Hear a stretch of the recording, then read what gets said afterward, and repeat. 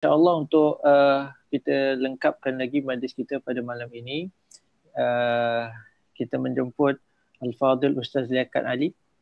Beliau di antara senior pelajar-pelajar Singapura yang senior yang pernah menuntut di Tarim. Untuk sikit sebanyak mungkin berkongsikan dengan kita pengalaman-pengalaman beliau, tausiah-tausiah beliau, mungkin apa yang beliau pernah dapatkan daripada ilmu-ilmu daripada masyayikh-masyayikh yang beliau telah menadah ilmu daripada mereka. Tafadhal mashkurah ya Ustaz Liaquat, tafadhal. Marhaba. Jazakallah khair. Assalamualaikum warahmatullahi taala wabarakatuh. Alhamdulillah, assalatu wassalamu ala Rasulillah Muhammad bin Abdullah sallallahu alaihi wasallam. Asyhadu an la ilaha illallah wahdahu la syarika lah wa asyhadu anna Muhammadan abduhu wa rasuluh. Rabbi shrah li sadri wa yassir li amri wahlul 'uqdatan min lisani yafqahu qawli. Subhanaka la ilma lana illa ma 'allamtana innaka antal alimul hakim. Alhamdulillah, kesyukuran kita kehadrat Allah Subhanahu wa taala yang mana baru saja sebentar tadi kita telah pun mengkhatamkan Al-Quran sepenuhnya dan mewahbahkan doa dan juga pahala kepada almarhum Al-Habib Ali Mashhur bin Muhammad bin Salim bin Hafidh di antara Mufti Tarim Hadramaut Yaman Selatan. Ana sebenarnya tidak layak untuk memberikan penerangan yang selayaknya tentang beliau, akan tetapi oleh kerana ana pernah bersama beliau ketika di Tarim dan melihat sendiri sosok di mana luar biasanya beliau di dalam mujahadahnya beliau. Ini adalah satu perkataan yang saya rasa cukup sesuai untuk beliau, iaitu di antara penduduk-penduduk Tarim yang beliau telah memberikan bimbingan, beliau telah memberikan bimbingan yang baik yang baik dan juga kita lihat daripada segi fatwahnya beliau ataupun di antara majlis-majlis ilmu yang dipimpin oleh beliau dan lain-lainnya, mungkin apa yang dapat membantu di dalam menyingkap kembali riwayat hidup beliau adalah sedikit sebanyak pengalaman yang boleh saya terangkan ataupun mungkin saya kongsikan bersama insya-Allah. Beliau adalah salah seorang daripada warathatul anbiya yang telah menerangi kota Tarim dengan cahaya-cahaya atharus salaf yang sangat-sangat ketara, dan di dalam posisi yang lain di sebuah makam yang mana kita lihat sangat penting di Tarim sendiri, dan kita lihat ikhwan, kita telah kehilangan daripada awal zaman kita sekarang ini, kita telah kehilangan sebilangan besar daripada para salafus saleh tarikat Ba'alawi di zaman kita yang sedang kita lalui sekarang ini, mulai daripada Qalbut Tarim, kemudian Sultanul Ilm, kemudian Barakatut Tarim, kemudian Ainul Tarim, dan sekarang ini Mufti Tarim. Semoga Allah Subhanahu wa taala melindungi kita semuanya daripada permata-permata aulia Allah Subhanahu wa taala yang menyebabkan lubang-lubang yang tidak ada gantinya. Qalbut Tarim sahibul haibah al-muaddib meninggal pada 30 April tahun 2004, al-maghfurullah Sayyidina Habib Hasan bin Abdullah bin Umar Syatri rahimahullah taala rahmal abrar. Kemudian Sultan Ilm pada 17 Februari tahun 2018, diikuti dengan Barakatut Tarim iaitu pada tahun yang sama, kira-kira 2 Mac 2018, Syahid Sayyidina Al-Habib Idrus bin Abdullah bin Ali bin Sumait. Kemudian Ainut Tarib yang sama bulan pada waktu tersebut, iaitu pada tahun 2018, iaitu Al-Maghfurullah Sayyidina Al-Habib Abdullah bin Muhammad bin Ali bin Shihabuddin. Kemudian sekarang ini Mufti Tarim pada 26 Mei 2020, Al-Maghfurullah Sayyidina Al-Habib Ali Al-Mashhur bin Muhammad bin Salim bin Hafidh bin Syekh Abu Bakar bin Salim. Sejauh yang kita fahamkan di sini, beliau sejauh yang saya kenal daripada tahun 1997, waktu saya pertama di Tarim, saya sering melihat beliau sering didampingi dan juga mendampingi seorang mufti yang lain yang sebelumnya, iaitu Syekh Fadil bin Abdul Rahman Bafadil. Setelah beliau meninggal, almarhum Syekh Fadil, maka Habib Ali meneruskan perjuangan ubur, duduk di majlis iftar. Hadirin dan hadirat yang saya hormati sekalian, Apa yang anda lihat sendiri daripada Al-Maghfurullah Al-Habib Ali adalah satu kalimat yang mana saya telah membuka kalimat saya dengannya, iaitu mujahadah. Beliau memiliki sifat pewira mujahid yang luar biasa di dalam apa sahaja yang mendekatkan dirinya kepada Allah Subhanahu Wa Taala, memberi manfaat kepada manusia di sekelilingnya, baik itu daripada segi ilmu, baik itu daripada segi ibadah, baik melayani pertanyaan, baik tawaduknya beliau, semuanya itu adalah sesuatu yang benar-benar menunjukkan daripada sikap beliau sendiri yang terus-menerus melaksanakan sesuatu perkara walaupun ia tidak pada tempatnya. Kenapa? Pada tempatnya kita lihat pada umurnya, kita lihat kepada martabatnya, kita lihat kepada makamnya. Beliau tidak layak untuk melaksanakan hal-hal yang seperti mana yang mungkin saya boleh sharing nanti. Tetapi ini yang saya nak maksudkan, ini mujahadah. Sesuatu yang beliau keluar daripada lingkungan ketidakbiasaannya ataupun ketidaksenangannya untuk melaksanakan sesuatu yang mana ia dapat mengundang rahmat Allah Subhanahu Wa Taala daripada apa yang telah beliau laksanakan. Siapa saja yang tidak melalui daripada beliau, kalau tidak membaca kitab Tuhfah ataupun kitab Minhaj, ya, baik di Jamiatul Ahqaf, Rubat ataupun di Darul Mustafa, pelajar-pelajar yang duduk bersama beliau pasti akan mengetahui cara beliau mendatangi halaqah dengan secara berdisiplin, ya, walaupun dengan keadaannya, walaupun dengan situasinya, ya, walaupun dengan kita kenal beliau sebagai seseorang yang sangat sibuk, ya, bukan saja sibuk melayani orang sekitarnya tetapi keluarganya sendiri, ya, apalagi waktu-waktu yang tertentu yang beliau telah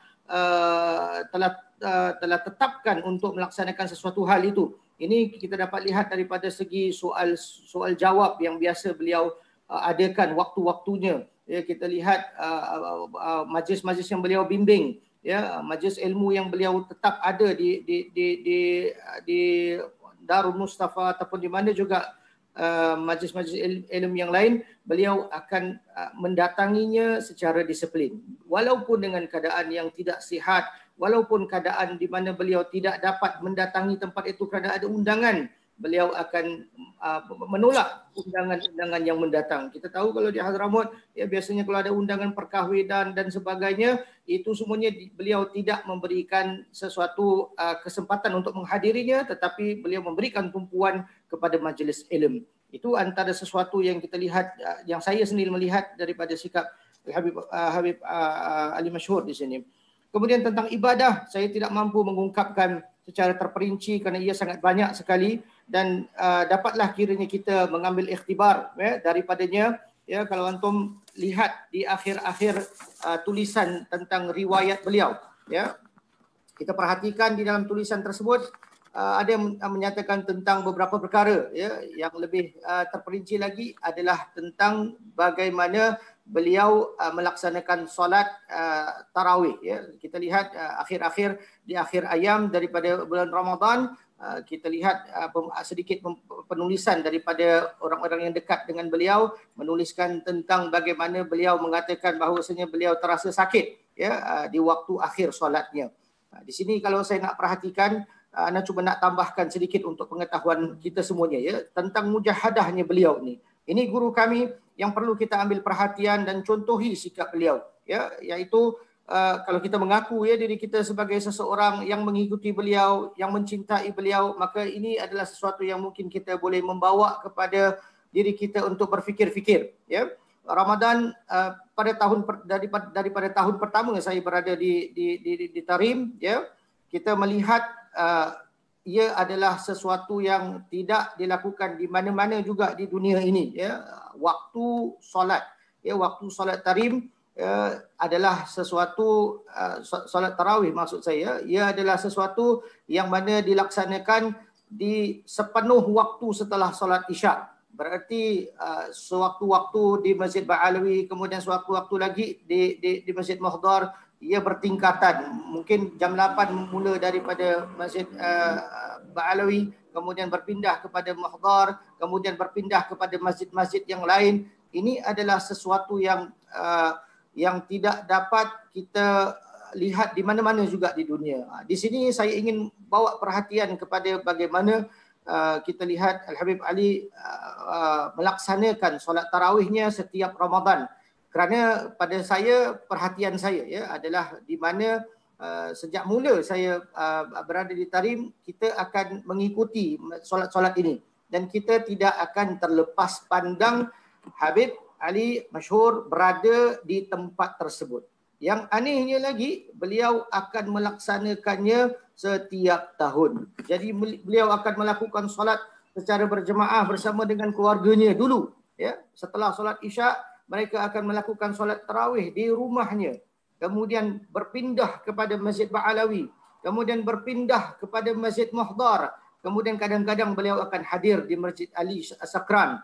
Ya, kemudian baru yang terakhir beliau akan imamkan solat di Masjid Jami'. Di sini kalau kita lihat dalam penulisan muridnya, terjadinya sesuatu di mana beliau memberikan penerangan bahawasanya beliau terasa gula darahnya naik ya pada saat akhir Ramadan tersebut. Itu adalah solat terakhir beliau. Solat terakhir Ramadan beliau. Dan itu juga adalah solat terakhir Ramadan, yakni di Ramadan di Tarim. Setiap waktu, kerana saya akan dengarkan azan ya daripada setiap masjid yang mengumandangkan azan dan melakukan solat tarawih. Beliau akan mengimamkan solat tersebut sekitar sedikit waktu sebelum sahur. Subhanallah ya. Jadi setiap waktu itu adalah masjid yang terakhir. Masjid Jami' adalah masjid yang terbesar di Tarim dan itu adalah masjid yang terakhir yang akan melaksanakan solat tarawih pada setiap bulan di bulan Ramadan dan beliau akan mengimamkannya.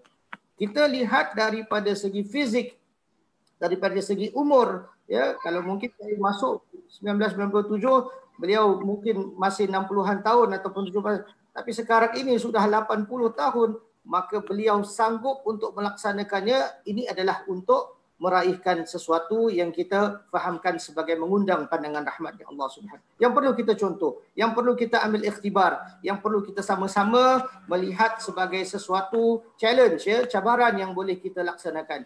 Ya, yang boleh kita laksanakan secara bagaimanapun ya untuk mendapatkan rahmat Allah Subhanahu wa taala. Maka saudaraku yang kucintai ya, ikhwan rahimakumullah, ya, belum lagi majlis-majlis taklim yang lainnya ya di mana beliau juga membimbing majlis hadrah ya Basaudan, pimpinan beliau ya, dan juga majlis soal jawab yang telah saya katakan tadi. Ini adalah rutin beliau yang mana teratur sekali ianya diaturkan dan dia tidak menyebabkan apa juga yang lain-lain undangan yang mana boleh menyebabkan rosaknya atur acara yang mendekatkan dirinya kepada Allah Subhanahu wa taala. Mungkin sebelum saya akhiri ya, saya ingin mengedepankan sebuah cerita yang sangat ma'ruf, barangkali ada yang mengetahui cerita ini ya. Beliau saking tawaduknya ya, saya rasa setiap daripada yang pernah bertemu dengan beliau, perkataan yang pertama apabila dia melihat wajah anda adalah bekhair ya, itu suaranya adalah sesuatu yang sangat unik ya, itu pasti masuk ke dalam galb ya, masuk dalam hati kalau dia langsung katakan bekhair ya, langsung jumpa anda mengucapkan salam, dia menjawab salam langsung, dia bekhair, entah bekhair. Itu adalah sesuatu yang sangat-sangat lumrah di tepi bibirnya, selalu mengatakan hal tersebut. Kita lihat ada sebuah tahun di mana Al-Habib dikunjung ziarah oleh Syekh Ramadan Al-Buti. Ya, ini adalah anda mungkin dapat melihat foto-foto beliau di beredaran di YouTube dan sebagainya. Anda boleh lihat foto ini. Ada sesuatu kejadian yang berlaku ketika selesainya solat ya, dan ketika selesainya majlis di mana Syekh Ramadan Al-Buti syahid, beliau hadir di majlis tersebut bersama dengan Habib Umar, bersama dengan ulama-ulama kubar yang ada di Tarim ya, duduk bersama-sama.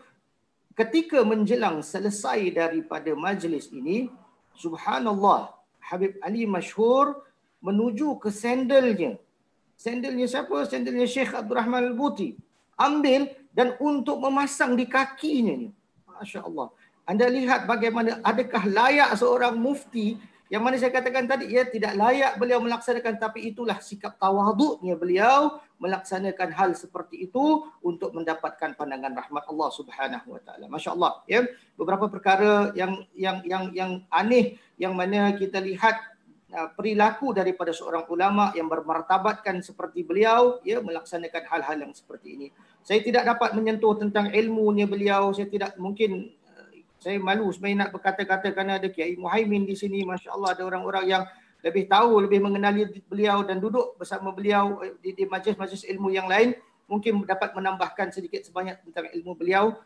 Jadi saya rasa itu saja yang saya dapat melaksanakan sedikit pandangan saya. Semoga Allah Subhanahu Wa Taala melimpah kurniakan, ya, rahmat ke atas beliau dan kemudian dipercikkan keberkahan ke atas kita semuanya, insya-Allah.